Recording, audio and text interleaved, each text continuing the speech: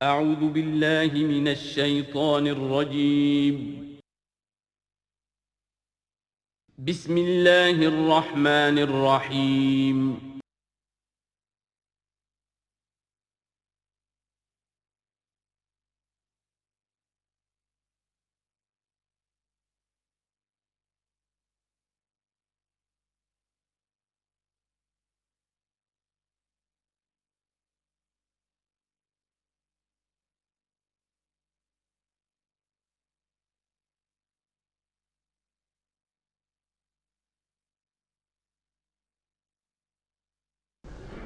نحمده ونصلي على رسوله الكريم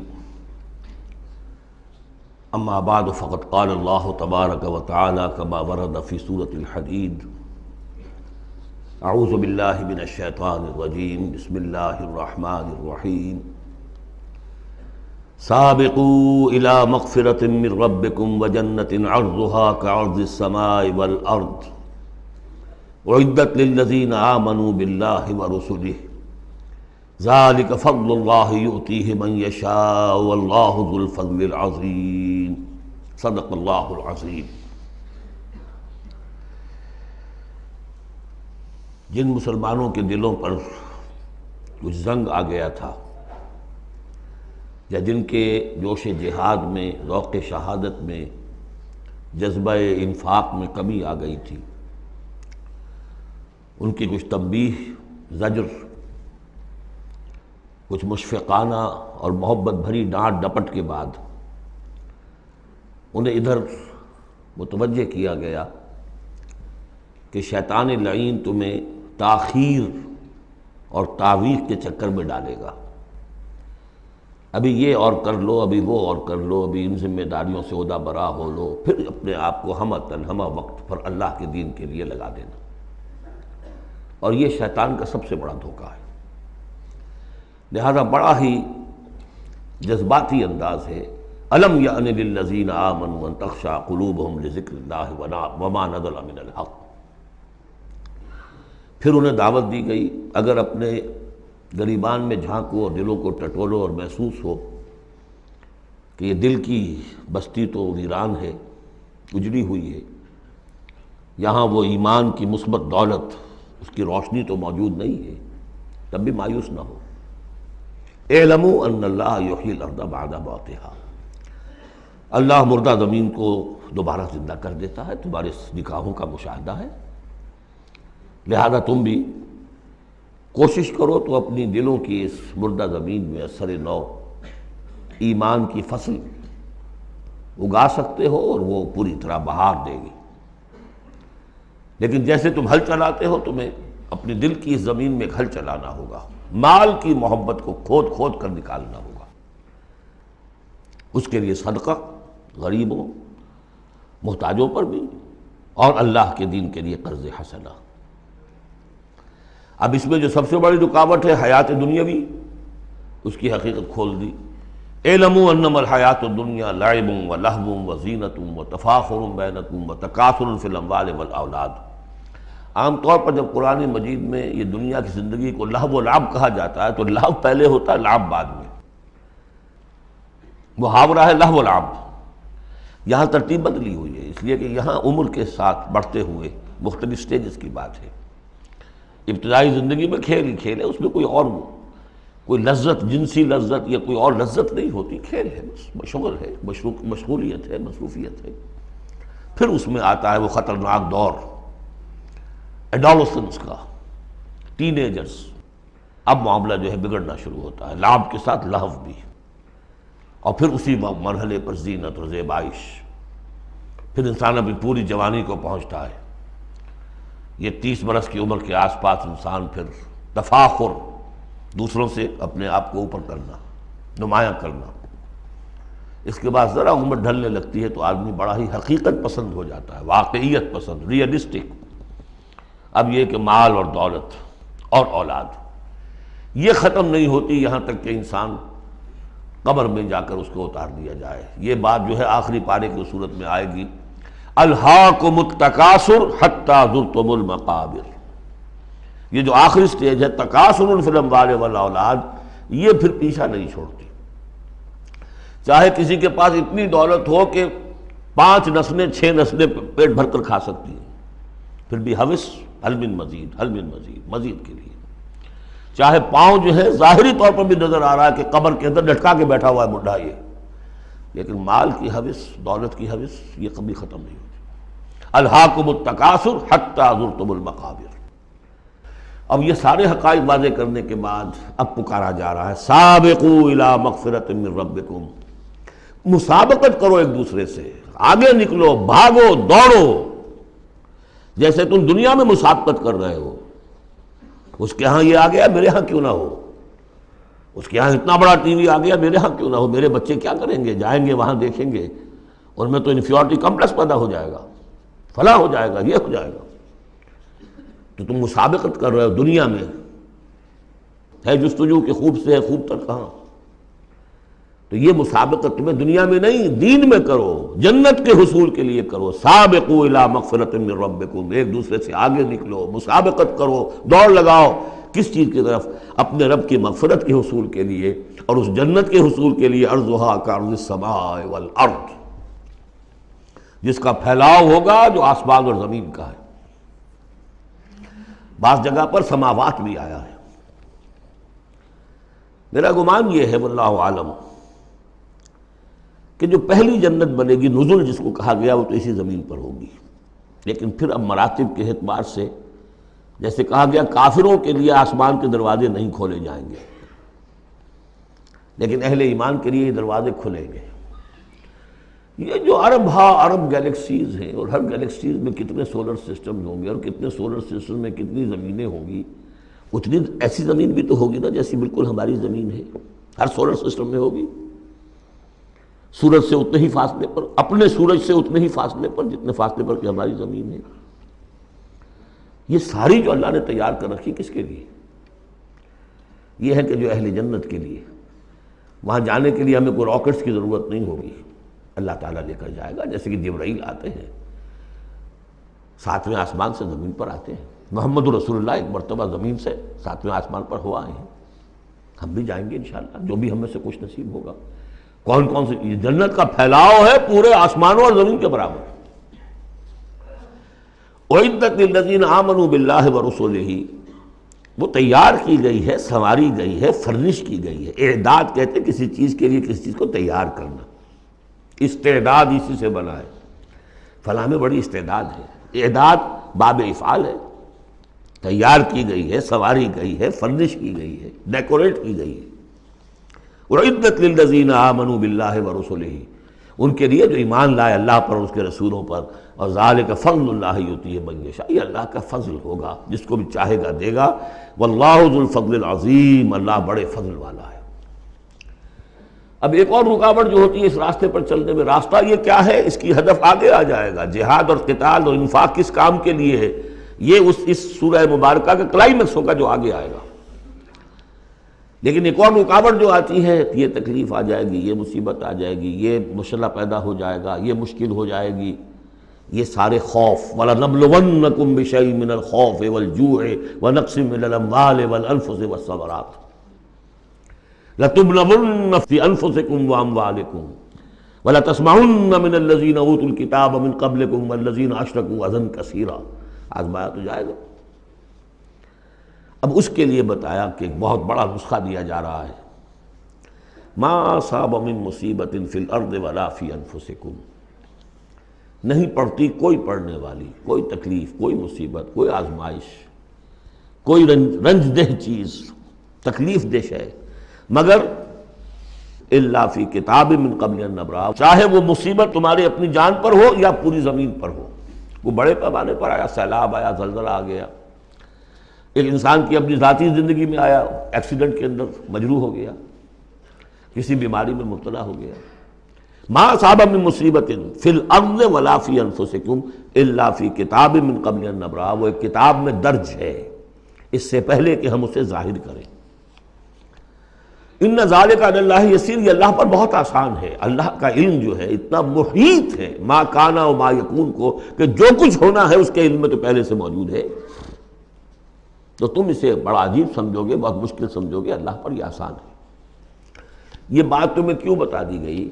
اس کا ایک نتیجہ نکلنا چاہیے، لِكَيْ لَا تَعْصَوْا عَلَىٰ مَا فَاتَكُمْ، تم افسوس نہ کیا کرو، مایوس نہ ہو جایا کرو اس چیز پر جو تمہارے ہاتھ سے جاتی رہے۔ حوادث سے، دنیا سے کوئی چیز اگر ہاتھ سے نکل گئی، موقع ہاتھ سے نکل گیا، اب بیٹھے ہیں پچھتا رہے ہیں، پیچ و تاب کھا رہے ہیں، میں اگر اس وقت یہ کام نہ کرتا، سیدھا چلا جاتا تو میرا کام بن جاتا، یہ نہ ہوتا، اس نے یہ کام رکاوٹ نہ ڈالی ہوتی تو یہ میرا کام بن جاتا، سوائے وہ پیچ و تاب کے کچھ حاصل نہیں۔ اور جسے یقین ہے کہ یہ ہونا ہی نہیں تھا میرے لیے، اللہ تعالیٰ کی طرف سے یہ شے طے نہیں تھی، بس بات ختم ہو گئی، اور اس کے میرے ہاتھ سے نکل جانے ہی میں کوئی خیر ہے۔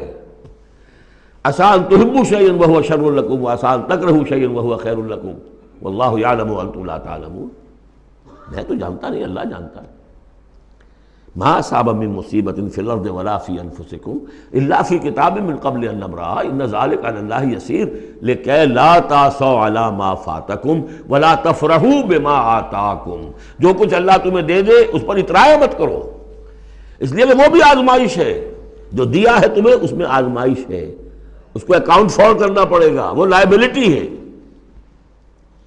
آپ کو معلوم ہے بیلنس شیٹ جب بنتی ہے تو جو کیپٹل ہوتا ہے وہ لائبلٹیز کے کھاتے میں آتا ہے۔ اتنا مال تھا تمہارے پاس، اب بتاؤ نا کیا کیا تم نے اس میں؟ تو اللہ جو کچھ دیتا ہے وہ لائبلٹی ہے، اس کو اکاؤنٹ فار کرنا ہوگا قیامت کے دن۔ تمہیں اتنا مال دیا تھا میں نے، تم نے کیا کیا؟ تمہیں اتنی ذہانت میں نے دی تھی، تم نے کہاں لگائی؟ یہ صلاحیتیں میں نے دی تھی، کہاں خرچ کی؟ دنیا بنانے میں یا آخرت بنانے میں؟ باطل کے نظام کی چاکری کرنے میں؟ IMF کی سروس ہو رہی ہے، اتنے ملین روپے تنخواہ مل رہی ہے، ٹھیک ہے، چاکری کس کی ہو رہی ہے؟ کس کے نظام کو چلا رہے ہو؟ کس کی رتھ میں گھوڑے بن کر جتے ہوئے ہو؟ غور کرنے کی بات ہے۔ بڑا ہمیں فخر ہوتا ہے، فلاں شخص ورلڈ بینک کے اتنے عہدے پر پہنچ گیا، ہمارا عزیز اور ہمارا۔ کس کی چاکری ہو رہی ہے؟ لیفٹیننٹ بن گیا انگریز کی فوج میں، انگریز کی فوج میں۔ لِكَيْ لَا تَعْصَوْا عَلَىٰ مَا فَاتَكُمْ وَلَا تَفْرَحُوا بِمَا آتَاكُمْ، جو کچھ تمہارے ہاتھ سے جاتا رہے، نکل جائے، اس پر افسوس نہ کیا کرو، اور جو کچھ اللہ تمہیں دے دے اس پر اترایا نہ کرو، سوچا کرو۔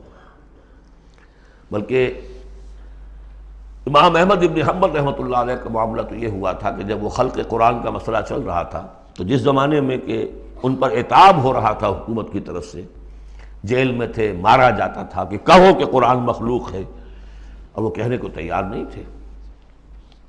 کہتے ہیں ایسی ایسی ماریں پڑی ہیں کہ ہاتھی کو بھی وہ مار پڑے تو وہ بلبلا اٹھے، کبھی آنکھوں میں آنسو نہیں آئے۔ اس کے بعد حکومت بدل گئی، اب جو نیا خلیفہ ہے اس کی رائے کچھ اور ہے، وہ اب خلق قرآن کا مسئلہ دفن ہو چکا۔ اب جو خلیفہ ہے اس کا ایلچی آیا ہے اشرفیوں کی کچھ تھیلیاں لے کر کے، یہ بادشاہ نے، خلیفہ نے آپ کے لیے بھیجی ہے۔ اب رو پڑے امام احمد بن حنبل، اے اللہ میں اس آزمائش کے قابل نہیں ہوں۔ یہ آزمائش بڑی سخت ہے۔ خطاب دے دے کر انگریزوں نے جو غداریاں کروائیں، پھر خطاب ملتے تھے نا، آنریری مجسٹریٹ بنتے تھے، لیکن کرتے کیا تھے وہ؟ اس قوم کے اندر انگریز کی اس حکومت کو چلانے اور اس کے پاؤں مضبوط کرنے اور جمانے کی جدوجہد۔ لِكَيْ لَا تَعْصَوْا عَلَىٰ مَا فَاتَكُمْ وَلَا تَفْرَحُوا بِمَا آتَاكُمْ وَاللَّهُ لَا يُحِبُّ كُلَّ مُخْتَالٍ فَخُورٍ، اللہ کو بالکل پسند نہیں ہے اترانے والے اور فخر کرنے والے۔ الَّذِينَ يَبْخَلُونَ، اور ظاہر بات ہے کہ جو مال کے اوپر اترائے گا وہ مال کو سنبھال کر رکھے گا، اسی کی بنیاد پر تو ہے اس کی اکڑ۔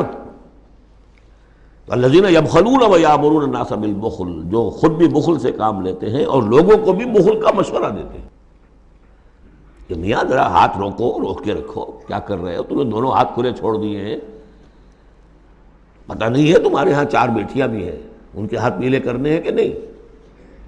کہاں تم اللہ کے لیے اور اللہ کے دین کے لیے سب کچھ خرچ کرنے کے در پہ ہو گئے ہو؟ وَمَنْ يَتَوَلَّ فَإِنَّ اللَّهَ هُوَ الْغَنِيُّ الْحَمِيدُ، اور جو کوئی رخ پھیر لے گا، منہ موڑ لے گا، تو اللہ تعالیٰ تو غنی ہے اور حمید ہے، اسے کسی کے احتیاج نہیں ہے، وہ ستودہ صفات ہے۔ اب آ گیا ہے کلائمیکس اس سورہ کا. یہ آج کے ہم مسلمانوں کے لیے قرآن مجید کی اہم ترین آیت ہے. دین کا کانسیپٹ ہمارا کیا ہے؟ حکومت انگریز کی ہوتی رہے، ہمیں کیا نمازیں پڑھنی، روزے رکھنے ہیں. بہت بڑے عالم نے انگریز کے دور میں کہا تھا ہمیں کوئی ایسا کام نہیں کرنا چاہیے جس سے انگریزوں کو، ہمارے حاکموں کو تشویش ہو، اس لیے کہ انہوں نے ہمیں مذہبی آزادی دی ہوئی ہے. ہمیں وہ روکتے ہی نہیں، نمازیں پڑھو، داڑیاں رکھو، روزے رکھو، حج کرو، انگریز روکتا نہیں.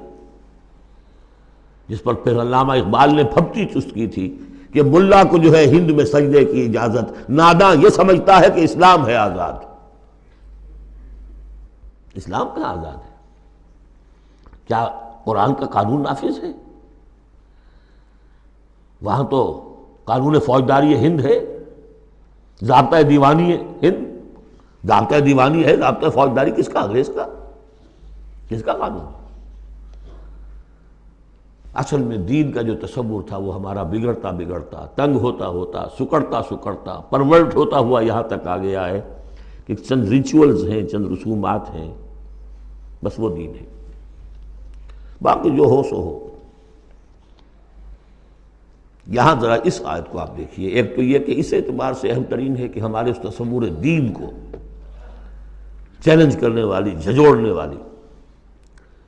دوسرا یہ کہ واقعہ یہ ہے کہ میں سمجھتا ہوں کہ پوری انسانی تاریخ میں ایسی اڑیاں انقلابی عبارت کہیں آپ کو نہ مل سکے جو اس ایک آیت میں ہے. اور ڈنکے کی چوٹ دھڑلے کے ساتھ، not chewing the words. کھل کر بات کی. غور کیجئے، ایک ایک حرف سمجھیے. لقد ارسلنا رسلنا بالبینات، ہم نے بھیجا اپنے رسولوں کو واضح نشانیوں کے ساتھ.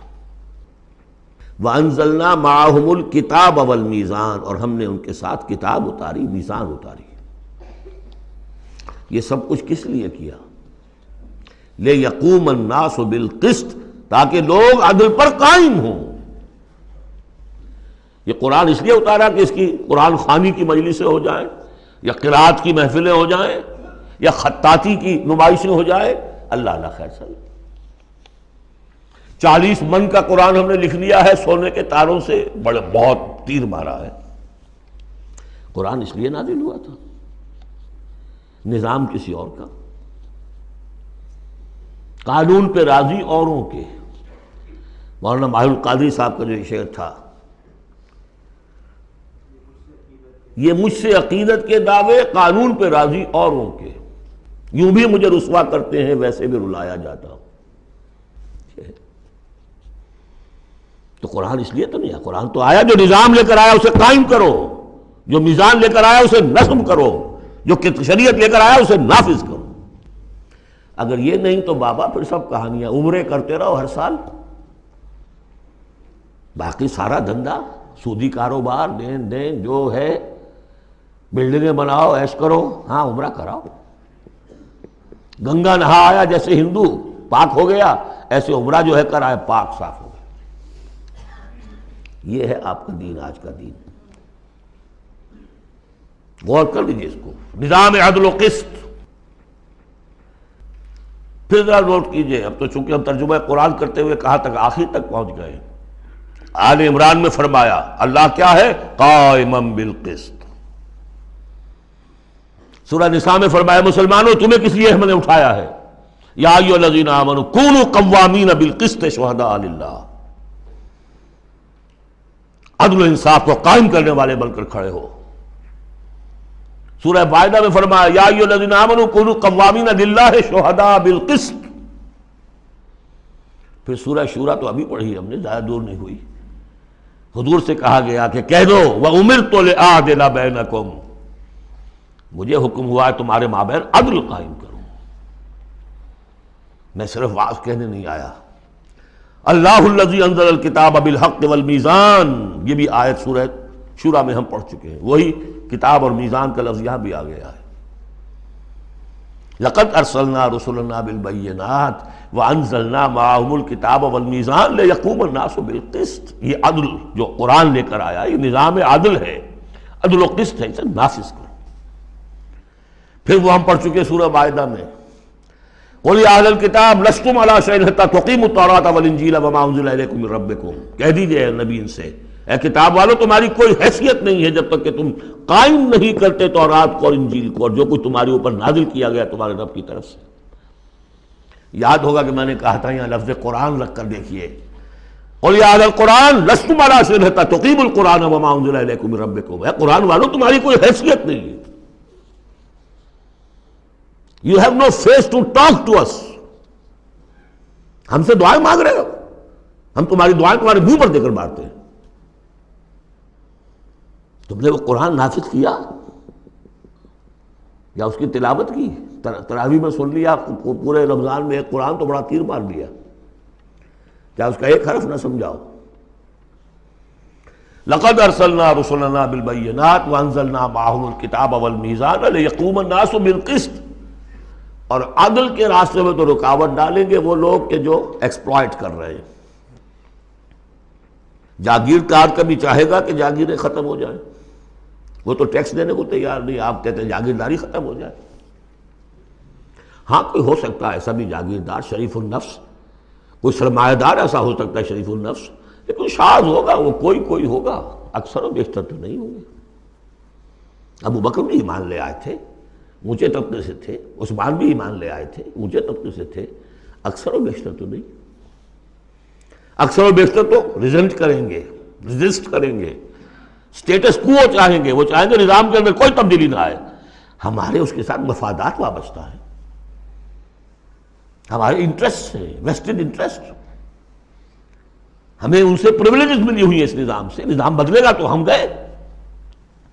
ایسے لوگوں کی سرکوبی کے لیے ہم نے لوہا بھی اتارا ہے۔ وَأَنزَلْنَا الْحَدِيدَ فِيهِ بَأْسٌ شَدِيدٌ، ہم نے لوہا بھی اتارا ہے۔ یہی ایک ہی آیت چل رہی ہے، دوسری آیت نہیں ہے یہ۔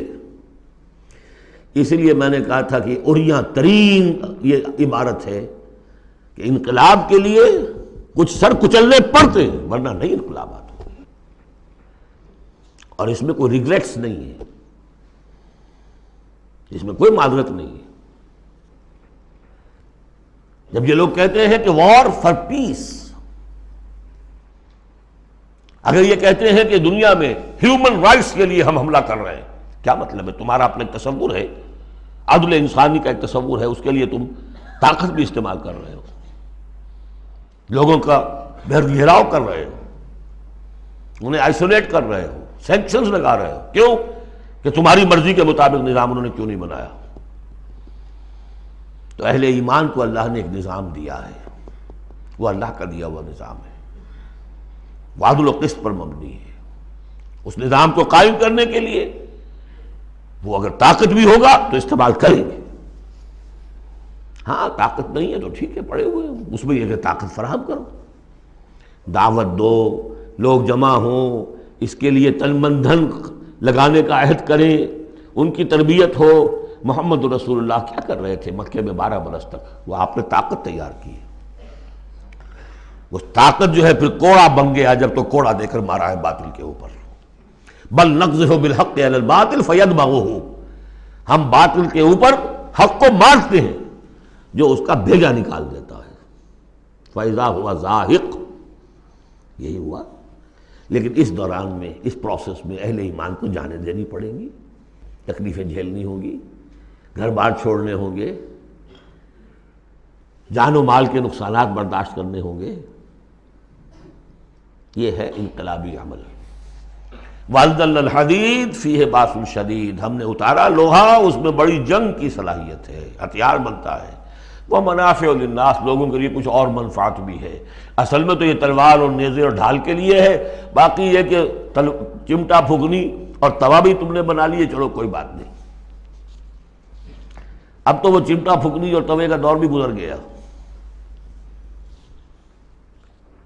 وَلِيَعْلَمَ اللَّهُ مَن يَنصُرُهُ وَرُسُلَهُ بِالْغَيْبِ، اللہ دیکھنا چاہتا ہے کہ کون ہے اس کے وہ وفادار بندے جو لوہے کی طاقت کو ہاتھ میں لے کر اللہ کی اور اس کے رسولوں کی مدد کرتے ہیں غیب میں ہونے کے باوجود۔ دین اللہ کا ہے، اور اسے غالب کرنے کے لیے جو اللہ کے بندے میدان میں آ گئے، گویا کہ وہ اللہ کے مددگار ہیں۔ یا ایھا الذین آمنوا کونوا انصار اللہ۔ اگرچہ دین نافذ کرنا اور قائم کرنا فرض منصبی محمد الرسول اللہ کا ہے۔ هو الذی ارسل رسولہ بالہدی ودین الحق لیظہرہ علی الدین کلہ، جو ان کے انصار بن گئے، مددگار بن گئے، وہ اللہ کے مددگار، رسول کے مددگار۔ یہ مضمون جب آئے گا ابھی نکھر کر، اور اس ایک آیت کی شرح سمجھ لیجئے کہ جو سورہ صف میں آئے گی، اس لیے کہ یہ جو آیا ہے وہ یہ جمع کا صیغہ ہے۔ لقد ارسلنا رسلنا بالبینات، رسولوں کو بھیجا، اور تین چیزیں دے کر بھیجا، بینات، کتاب اور میزان۔ لقد ارسلنا رسلنا بالبینات ایک، وانزلنا معهم الکتاب نمبر 2، والمیزان نمبر 3، تاکہ عدل پر قائم ہو۔ حضور کے بارے میں اب آیت آئی، هو الذی ارسل رسولہ بالہدی ودین الحق، دو چیزیں دے کر بھیجا، تیسری نہیں۔ کیا مطلب؟ بینات اور الہدا ایک ہو گئے ہیں، کتاب اور معجزہ ایک ہو گئے، یہ قرآن ہی معجزہ ہے محمد رسول اللہ صلی اللہ علیہ وسلم کا۔ ریڈیوس ہو کر تین چیزیں محمد کے معاملے میں صلی اللہ علیہ وسلم دو رہ گئی ہیں۔ الہدا، اسی میں قانون ہے، کتاب ہے، اور یہی معجزہ ہے۔ محمد رسول اللہ کا معجزہ یہ ہے۔ ہاں، میزان مکمل ہو کر دین حق کی شکل اختیار کر چکی ہے، میزان عدل و قسط، اب دین حق۔ هو الذی ارسل رسولہ بالہدی ودین الحق لیظہرہ علی الدین کلہ ولو کرہ المشرکون۔ یہ سورہ صف کی مرکزی آیت ہے جو آگے آ جائے گی۔ لقد ارسلنا رسلنا بالبینات وانزلنا معهم الکتاب والمیزان لیقوم الناس بالقسط وانزلنا الحدید فیہ بأس شدید ومنافع للناس ولیعلم اللہ من ینصرہ ورسلہ بالغیب ان اللہ قوی عزیز۔ یہ سورہ مبارکہ جو ہے ایک اعتبار سے مضمون تدریجاً ترقی کرتا ہوا کلائمیکس پر پہنچ گیا ہے، آیت نمبر 25 پر جو ہم نے پڑھ لی۔ اب ایک سمجھیے ضمیمہ ہے اس میں۔ کبھی میں پہلے اینٹی کلائمیکس کا لفظ استعمال کرتا رہا، وہ مناسب نہیں ہے، ضمیمہ ہے۔ ضمیمہ کیا ہے؟ شیطان نے ایک اور چال چلی۔ جن لوگوں کے دلوں میں اللہ کی، رسول کی محبت بہت ہو گئی، آخرت کی طلب بھی ہو گئی، اور حقیقی ایمان اور صحیح جذبات، اس کا رخ موڑ دیا رہبانیت کی طرف۔ جاؤ خوب نفلیں پڑھو، خوب تپسیاں کرو، خوب عبادتیں کرو، دنیا کو چھوڑو، تاکہ دنیا میں ننگا ناچ ناچوں، اور جو اللہ کے ماننے والے ہیں وہ جا کر گپھاؤں میں اور پہاڑوں کی چوٹیوں پر اور غاروں میں جا کر تپسیاں کریں۔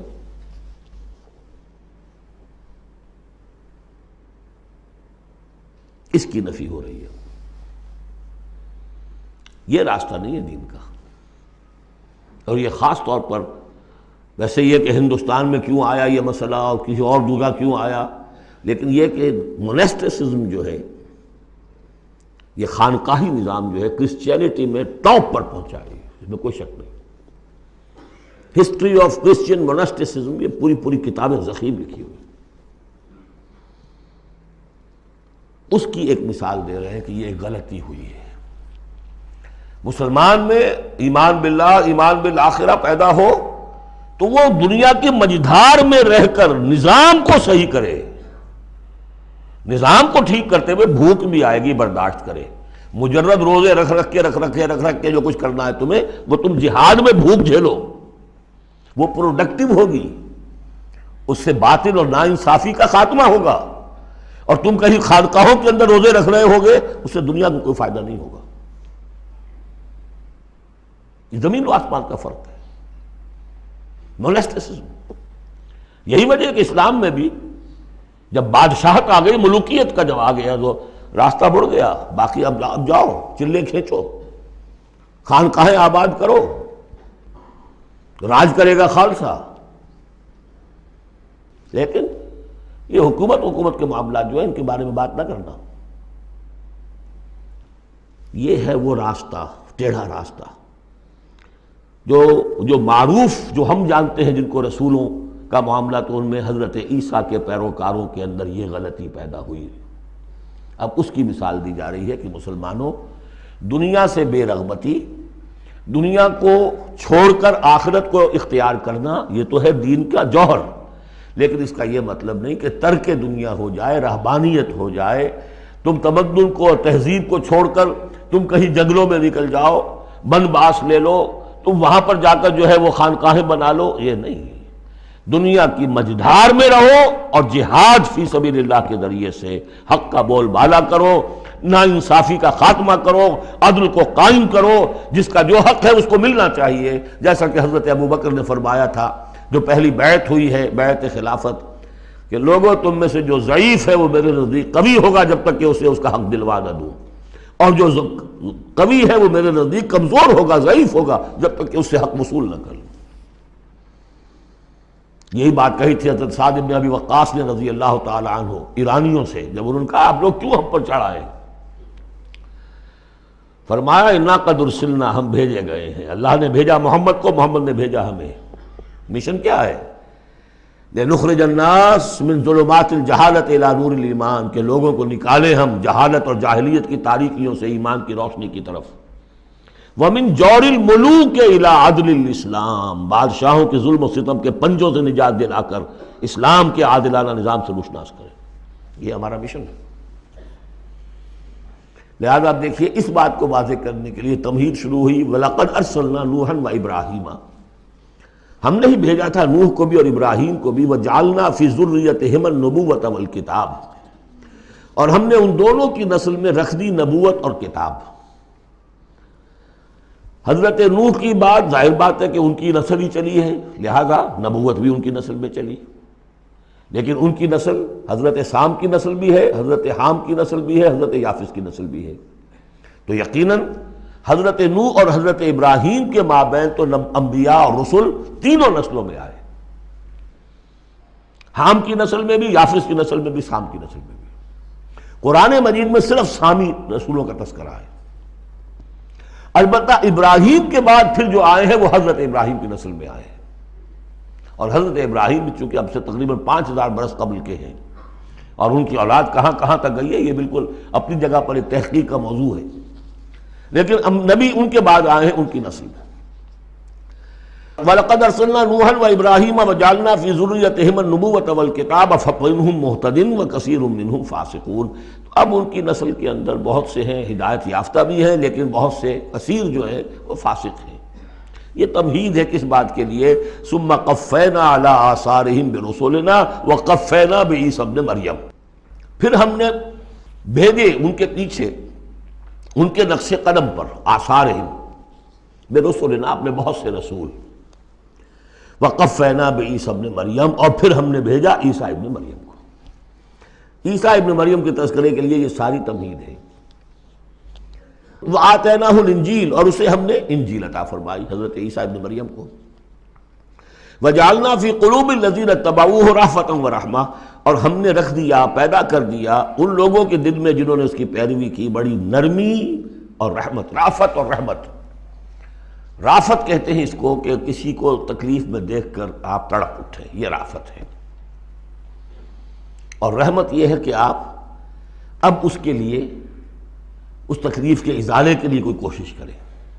گویا کہ یہ ایک، جیسے کہ ہمارے ہاں وہ ریفلیکس ایکشن کا ایک سرکل ہے، ادھر کسی چیونٹی نے کاٹا، اس کا سارا تصور جو ہے یہاں پہنچ گیا دماغ میں، کسی چیز نے کاٹا، فوراً وہاں سے حکم آیا، اور جو مسلز ہیں ان کو حکم ہوا اور ہاتھ جو ہم نے کھینچ لیا، انسٹنٹینیسلی یہ شے ہوتی ہے۔ اسی طریقے سے کسی کو دیکھا تکلیف میں اور خنجر چلے کسی پہ، تڑپتے ہیں ہم امیر، سارے جہاں کا درد ہمارے جگر میں ہے، اگر یہ شکل پیدا ہو جائے تو پھر آدمی اس کے نتیجے میں پھر جو بھی کچھ کر سکتا ہے کرتا ہے اس کے لیے۔ تو رافت اور رحمت یہ گویا کہ کمپلیمنٹری ہے۔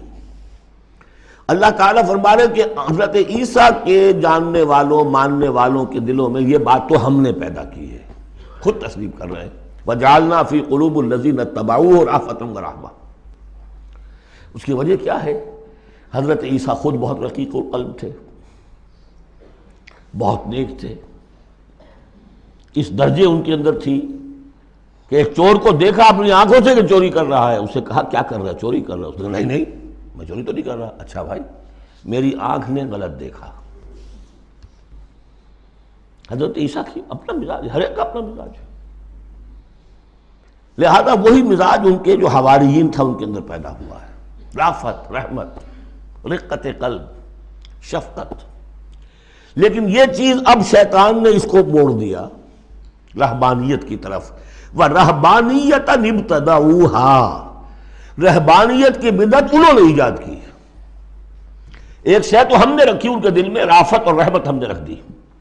تو رافت اور رحمت تو بری شے نہیں ہے، خود حضور کے لیے لفظ سورہ توبہ کی آخری آیت میں آ چکا ہے، بالناس رؤوف الرحیم، بالمومنین رؤوف الرحیم، اہل ایمان کے حق میں آپ رؤوف بھی ہیں، رحیم بھی ہیں۔ رافت اور رحمت بری شے تو نہیں، لیکن اس کا جو رخ موڑا ہے شیطان نے، اس کو کہا بدعت۔ وَرَهْبَانِيَّةً ابْتَدَعُوهَا، رہبانیت کی بدعت انہوں نے ایجاد کر لی۔ مَا كَتَبْنَاهَا عَلَيْهِمْ، ہم نے تو وہ ان پر فرض نہیں کی تھی۔ إِلَّا ابْتِغَاءَ رِضْوَانِ اللَّهِ، ہم نے تو جو چیز فرض کی تھی وہ یہی تھی کہ اللہ کی رضا تلاش کرو۔ اللہ کی رضا تلاش کرنے میں ایک راستہ یہ ہے، نفس کشی، سیلف انہیلیشن، تپسیاں، ریاضتیں، رہبانیت، ترک دنیا، تجرد کی زندگی، شادی بیاہ نہیں کرنی، لیکن یہ غلط راستہ تھا۔ اللہ کی رضا کا راستہ کیا ہے؟ وَابْتَغُوا إِلَيْهِ السَّبِيلَ وَجَاهِدُوا فِي سَبِيلِ اللَّهِ بِأَمْوَالِكُمْ وَأَنفُسِكُمْ، یہ راستہ ہے جو اللہ چاہتا ہے، باطل کو ملیا بیٹ کرنے کے لیے، حق کو غالب کرنے کے لیے، ظلم کے خاتمے کے لیے، عدل و قسط کو قائم کرنے کے لیے۔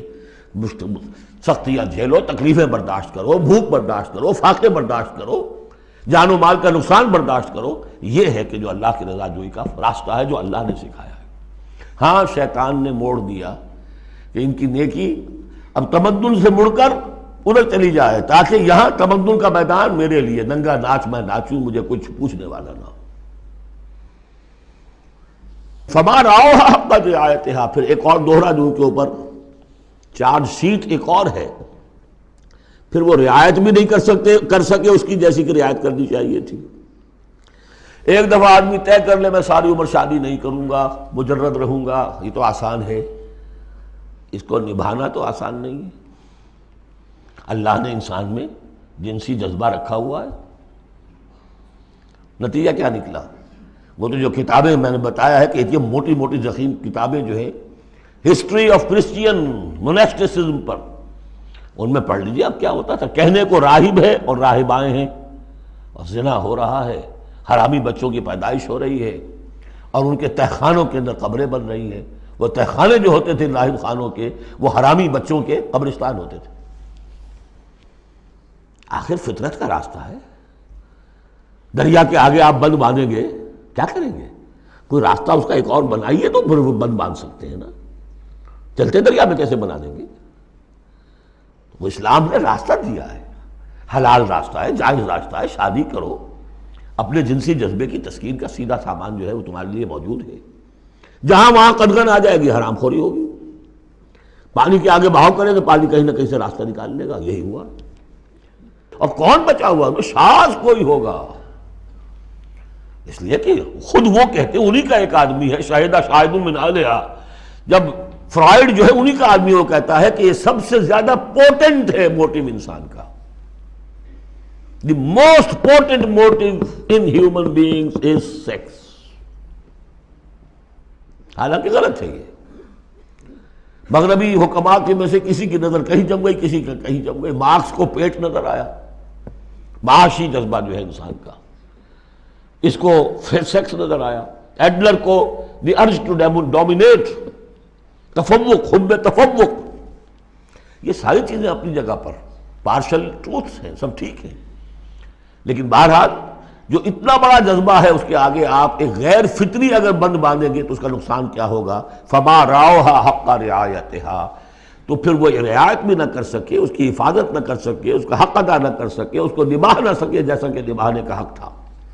فآتینا الذین آمنوا منہم اجرہم، تو ان میں سے جو لوگ ایمان لے آئے، یعنی یہ کہ جو بھی مسلمان ہو گئے، یہ بھی مانی ہے، یا اپنے اپنے زمانے میں حضور صلی اللہ علیہ وسلم سے کی بعثت سے پہلے جو لوگ بھی تھے صاحب ایمان، ان میں ان کے لیے ان کا اجر ہے، وَكَثِيرٌ مِّنْهُمْ فَاسِقُونَ، لیکن ان کی بھی اب اکثریت جو ہے فاسقوں پر مشتمل ہے۔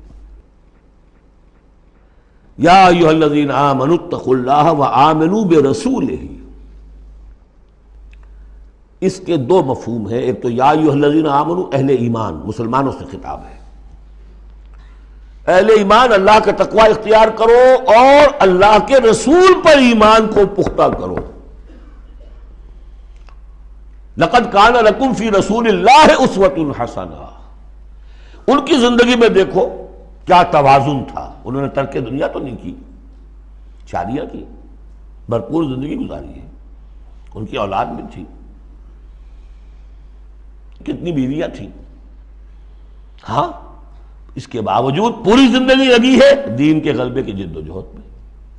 یہ اسوہ ہے، یہ آئیڈیل ہے تمہارے لیے، یہ نمونہ ہے، ان کی پیروی کرو۔ لقد کان لکم فی رسول اللہ اسوۃ حسنہ۔ اور اس اسوے میں واقعہ یہ ہے کہ یہ بھی دیکھنے کی ضرورت ہے، ایک تو یہ کہ آپ حضور کی زندگی میں گنتے چلے جائیں، یہ چیز بھی تھی، یہ چیز بھی تھی، یہ چیز بھی تھی، یہ چیز بھی تھی، یہ چیز گن لی آپ نے، فہرست بنا لی، آپ نے وہ ساری چیزیں جو ہے اپنے اندر پیدا کرنے کی کوشش کی، فیصلہ کر لیا کریں گے۔ لیکن اگر یہ حماقت آپ نے کر دی کہ دیکھا نہیں کہ ان مختلف چیزوں کے مابین ریشیو پروپورشن کتنا تھا، اصل شہر ریشیو پروپورشن، ایک چیز کتنی تھی، دوسری کتنی تھی، تیسری کتنی تھی، اگر ریشیو پروپورشن ڈسٹرب ہو جائے گا تو اسوہ تو ختم ہو جائے گا۔ جیسے نسخے کے اندر 4 دوائیں ہیں، ایک تولہ بھر ہے، ایک ماشا بھر ہے، ایک فرض کیجیے چھٹانک بھر ہے، اور آپ نے وہ چھٹانک والے کو تولہ کر دیا، تولے کو چھٹانک کر دیا، تو نسخہ شفا کے بجائے نسخہ ہلاکت بن جائے گا۔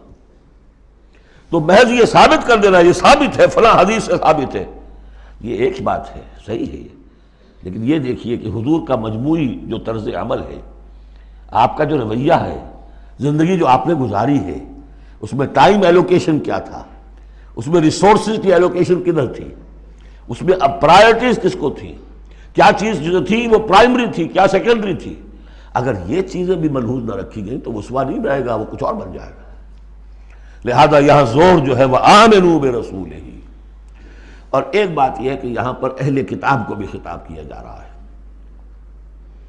کہ ان میں سے بھی جن لوگوں کے دلوں کے اندر ابھی کوئی رمق تھی ایمان کی، سابقہ ایمان کی، ان کو پکار کر کہا جا رہا ہے یا ایھا الذین آمنوا اتقوا اللہ وآمنوا برسولہ، اللہ کو تو تم مانتے ہو پہلے سے، اس کا تقوی اختیار کرو، اب تمہارے لیے بڑا امتحان یہ کہ اس رسول پر بھی ایمان لاؤ، اور اگر تم اس رسول پر بھی ایمان لاؤ گے یؤتکم کفلین من رحمتہ، تمہیں دوہرا دے گا اپنی رحمت میں سے حصہ۔ اہل کتاب جو ایمان لائے حضور پر، ان کے لیے دوہرا اجر ہم پڑھ چکے ہیں پہلے، یہ سورہ قصص میں آ چکا ہے۔ وَيَجْعَلْ لَكُمْ نُورًا تَمْشُونَ بِهِ، اب یہ دونوں کو کور کرے گا۔ اگر تم نے رسول پر ایمان پختہ رکھا، اسی لیے جو میں زور دیتا ہوں کہ منہج انقلاب نبوی تلاش کیجئے آپ، حضور نے کیسے انقلاب برپا کیا، محض اقامت دین کی جد و جہد کے لیے تن من دھن لگا دینا، یہ پہلا قدم ہے۔ اللہ مجھے اور آپ کو توفیق دے کہ ہم اس کا فیصلہ کریں، پھر مرحلہ آئے گا کس طریقے پر کریں۔ وہ منہج اگر انقلاب نبوی کا نہیں ہے، خلاف پیمبر کسے راہ گزید کہ ہرگز بمنزل نہ خواہد رسید، اگر پیغمبر کے راستے سے ہٹ کر کوئی راستہ اختیار کیا کبھی منزل تک نہیں پہنچ سکو گے۔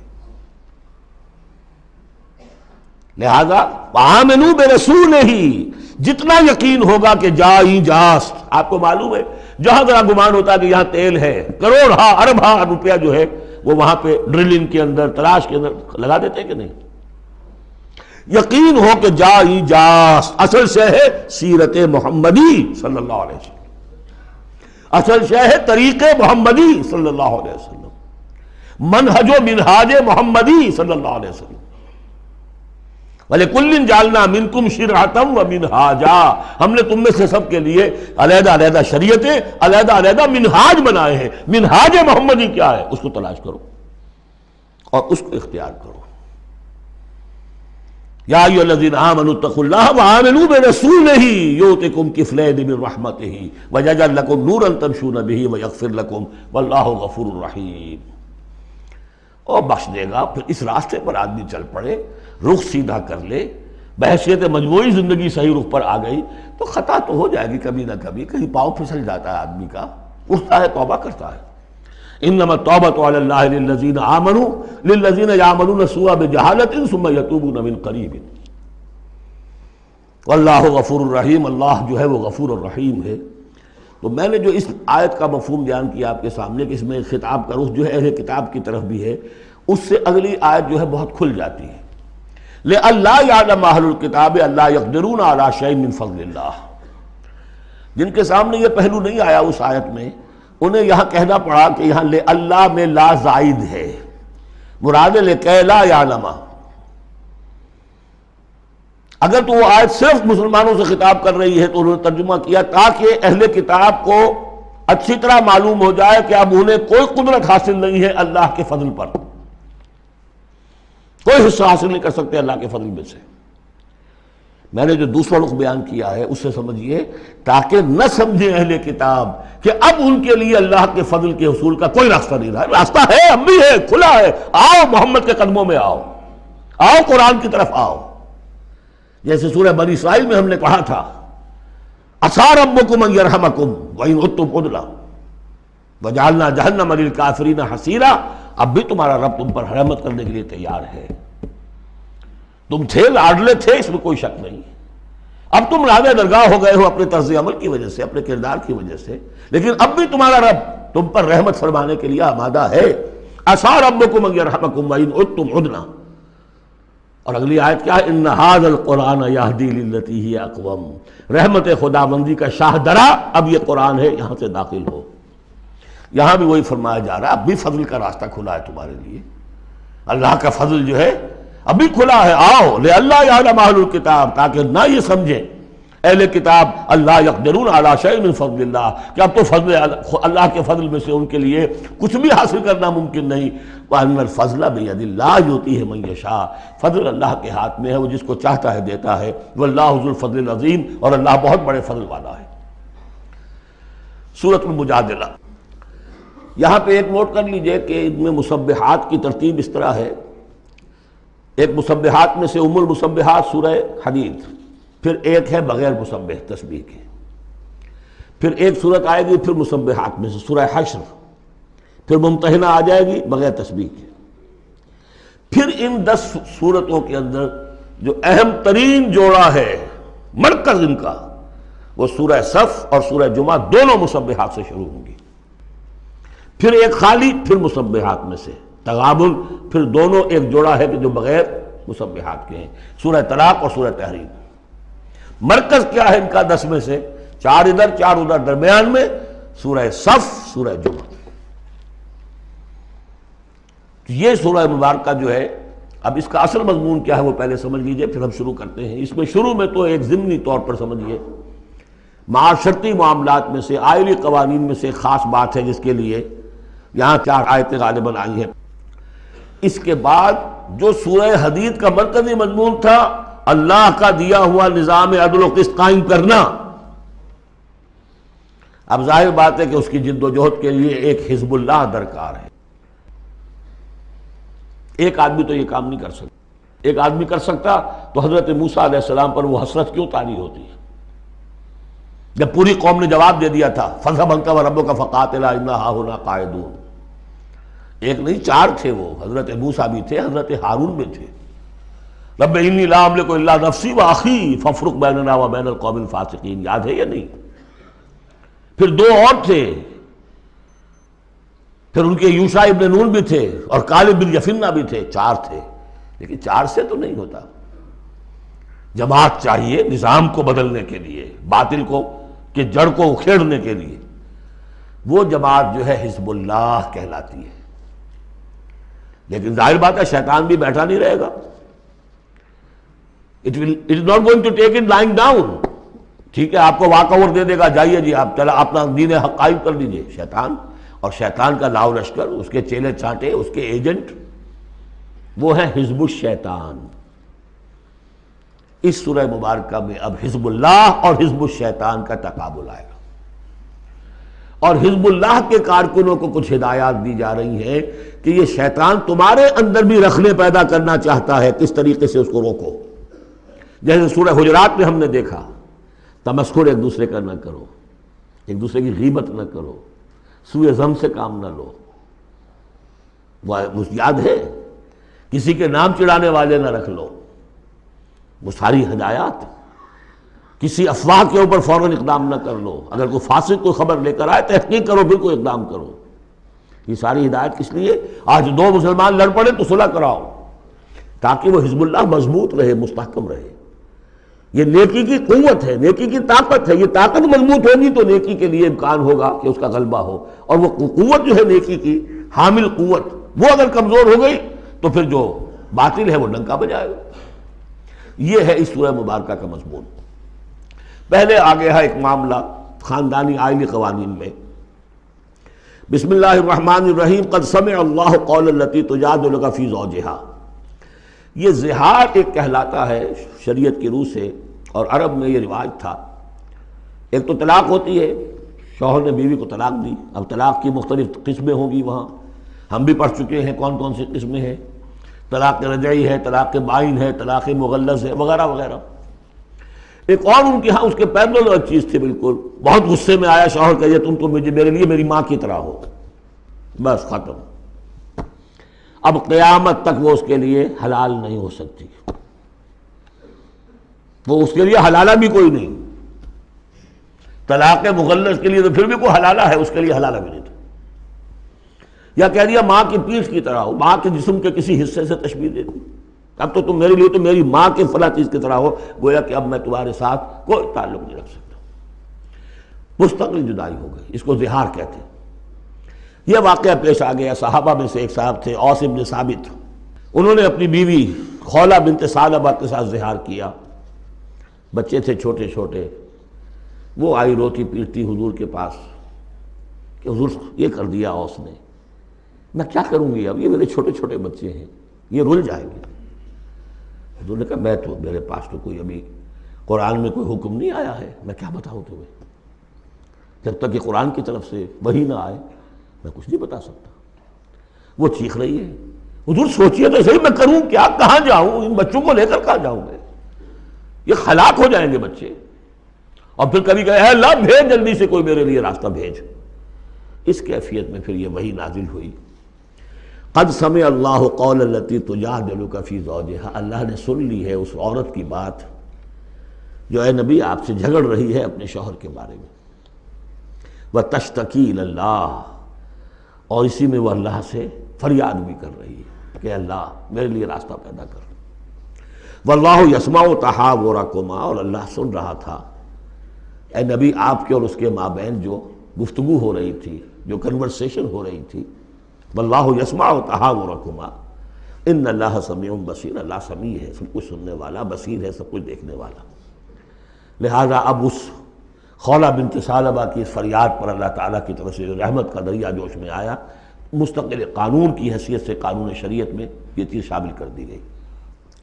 الذین یظاہرون منکم من نسائہم، اے مسلمانوں تم میں سے جو لوگ اپنی بیویوں کو اپنی ماں کہہ بیٹھے، ماں ہن امہاتہم، وہ ان کی مائیں تو نہیں بن جاتی کہہ دینے سے، جیسے کسی کو بیٹا کہنے سے بیٹا تو نہیں بن جائے گا، وہ منہ بولے بیٹے کی کوئی حیثیت نہیں، اسی طرح یہ ماں کہہ دینا اسے کوئی معنی نہیں۔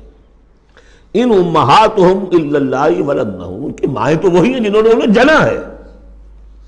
وانہم لیقولون منکرا من القول والزورا، یقیناً جو بات کہہ رہے ہیں وہ جھوٹی ہے اور بہت ناپسندیدہ بات ہے۔ وَإِنَّ اللَّهَ لَعَفُوٌّ غَفُورٌ، اللہ تعالیٰ عفو ہے، معاف فرمانے والا ہے اور غفور ہے، بخشنے والا ہے۔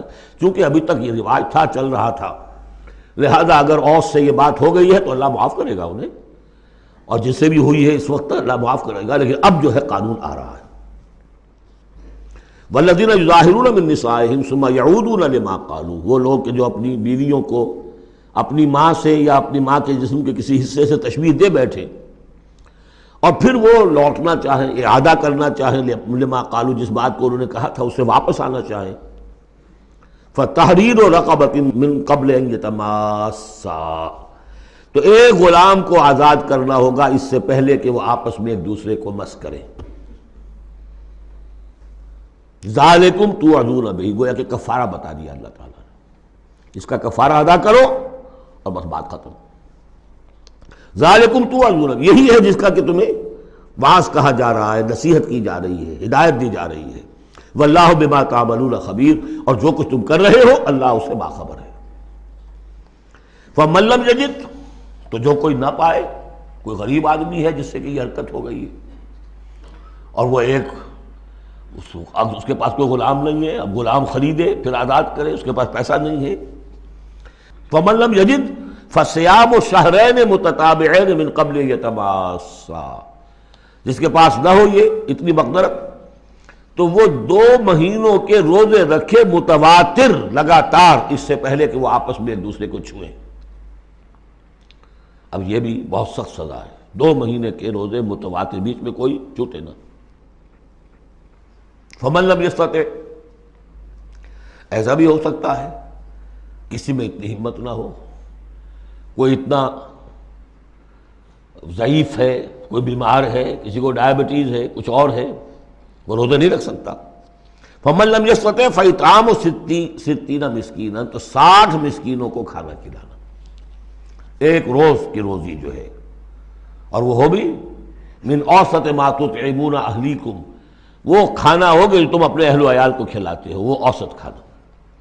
ذالک لتؤمنوا باللہ ورسولہ، یہ اس لیے ہے تاکہ تم یقین کرو اللہ پر، اس کے رسول پر. میں کافی عرصے تک اور کافی تلاش بھی میں نے کیا کہ اس کا مفہوم کیا ہے. یہ تمہیں دیا جا رہا تاکہ تم ایمان رکھو اللہ پر، اس کے رسول پر، کیا مطلب ہوا؟ بات سمجھ میں آ گئی. واقعہ یہ کہ جب کوئی شخص کفارہ ادا کرتے ہوئے یہ سختی جھیلتا ہے اس خیال کے ساتھ کہ اللہ کا قانون ہے، تو اس کے ایمان میں اضافہ ہوتا ہے، یقین بڑھے گا، اس کو مشقت کر رہا ہے. جیسے کہ ایمان سے عمل صالح پیدا ہوتا ہے، عمل صالح سے بھی ایمان پیدا ہوتا ہے. یہی بات سورہ حجرات میں ہم دیکھ آئے تھے. یمنون علیک ان اسلموا قل لا تمنوا علی اسلامکم بل اللہ یمن علیکم ان ہداکم للایمان ان کنتم صادقین. ایمان کے راستے پر اللہ تمہیں لے آیا ہے، اسلام میں داخل ہو گئے ہو تو ایمان تک بھی پہنچ جاؤ گے، اور یہ اللہ کا بڑا احسان مانو. تو فرمایا ذالک لتؤمنوا باللہ ورسولہ، یہ اس لیے ہے تاکہ تم ایمان پوری طرح تمہارے اندر ایمان اور راسخ ہو جائے اللہ پر اور اس کے رسول پر. وتلک حدود اللہ، یہ اللہ کی حدود ہے. وللکافرین عذاب علیم، اور کافروں کے لیے بہت دردناک عذاب ہے. بارک اللہ لی ولکم فی القرآن العظیم ونفعنی وإیاکم بالآیات والذکر الحکیم.